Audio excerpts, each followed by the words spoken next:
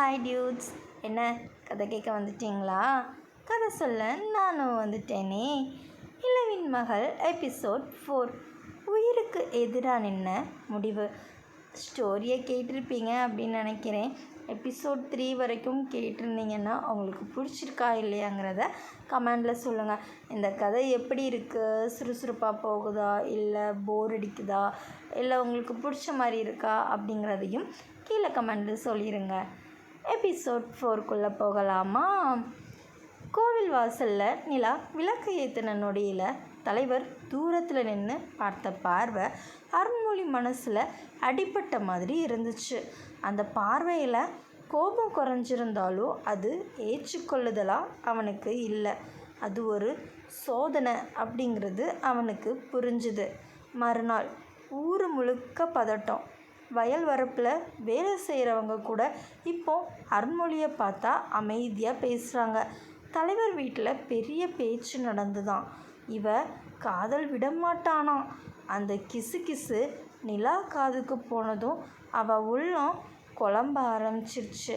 பொதுவாகவே காதல்னு வந்தாலே யாரும் ஏதாவது சொல்லும்போதே மனசு நிறைய கேள்வி கேட்கும் நமக்குள்ளேயே. இது ஓகேவா, இது சரியா, இது செட் ஆகுமா அப்படின்னு நிறைய தோணும். அதே மாதிரி இதெல்லாம் கேட்டு அவளுக்கும் மனசுக்குள்ளே குழப்பம் வர ஆரம்பிச்சிருச்சு. தலைவர் வீடு குடும்ப ஆலோசனை நடக்குது. தலைவர், பெரியப்பா, மாமா எல்லாரும் கூடியிருக்கிறாங்க. இந்த விஷயம் இப்படி போகக்கூடாது. பையனுக்கு வேறு வீட்டில் பெண் பார்த்துடலாம். அருண்மொழி அப்படியே உள்ளே வந்தான். எனக்கு வேறு யாரும் வேண்டாம். அந்த வார்த்தை மின்னல் மாதிரி விழுந்துச்சு வீட்டுக்குள்ளே. நீ இப்படி பிடிவாதம் பிடிச்சா நம்ம குடும்பம் என்ன ஆகும்? அவன் அமைதியாக, குடும்பம் பெரியதாக இருக்கலாம், ஆனால் மனசு இல்லைன்னா என்ன பயன் அப்படின்னு கேட்டான். தலைவர் முதல்ல சத்தம் போட்டார். ஆனால் அடுத்த நொடி அப்படியே அமைதியாயிட்டார்.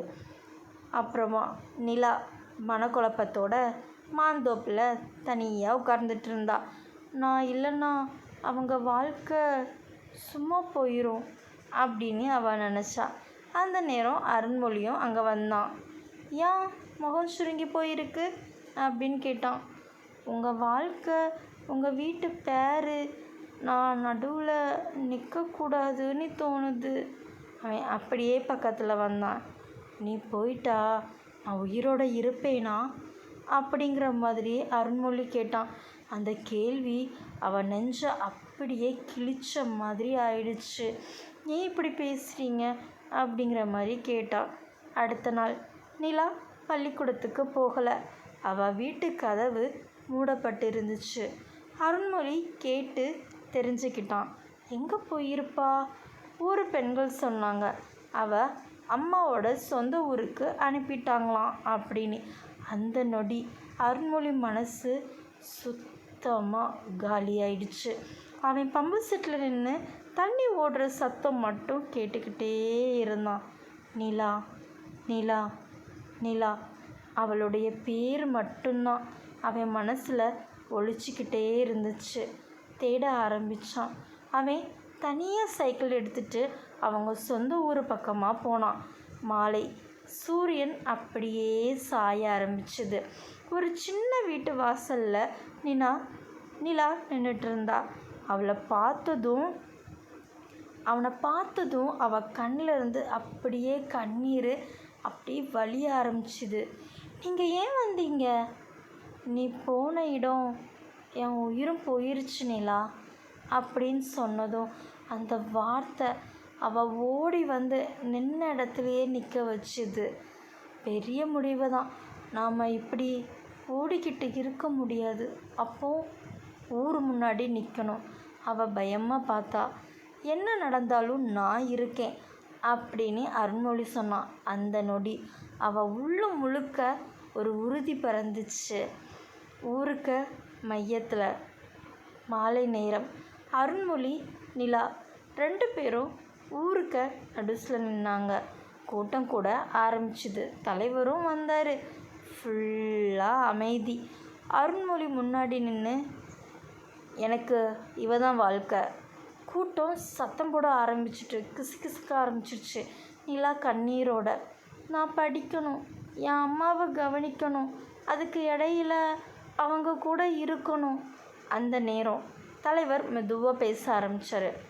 காதல் பண்ணுறது தப்பு இல்லை, ஆனால் அதுக்கு பொறுப்பு வேண்டும் அப்படின்னாரு. எல்லாரும் அமைதியாயிட்டாங்க. நிலா, நீ படிப்பு முடித்தா அப்புறம் நம்ம பேசலாம். அந்த தீர்ப்பு காதலுக்கு உடனே வெற்றி கிடையாது, ஆனால் முழு தோல்வியும் இல்லை. இதுவே இவங்களுக்கு வெற்றி மாதிரி தானே. வயல் வரப்பில் 2 பேரும் மீண்டும் சந்திக்கிறாங்க. நம்ம காத்திருக்கணும்னு சொல்கிறாங்க, நான் காத்திருப்பேன் அப்படின்னு அவன் சிரித்தான். நிலா, நீ நிலா மாதிரி தான். சில நேரம் மேகம் மறைக்கும், ஆனால் முழுசாக மறைக்க முடியாது. அவள் உடனே சிரிச்சா. இந்த முறை அவள் சிரிப்பில் பயம் குறைஞ்சிருந்துச்சு. காதல் இப்போ ஓடி மறையிற நிலைமையில் இல்லை, அது ஊர் முன்னாடி உறுதியாக நின்றுச்சு. இந்த கதை உங்களுக்கு பிடிச்சிருந்தா ஒரு லைக் பண்ணிடுங்க. அப்படியே கமெண்டில் சொல்லுங்கள் கதை எப்படி இருக்குது அப்படின்னு. யாராவது சப்ஸ்கிரைப் பண்ணாமல் ஸ்டோரி கேட்டுட்ருக்கீங்க அப்படின்னா ப்ளீஸ் சப்ஸ்கிரைப் பண்ணிடுங்க.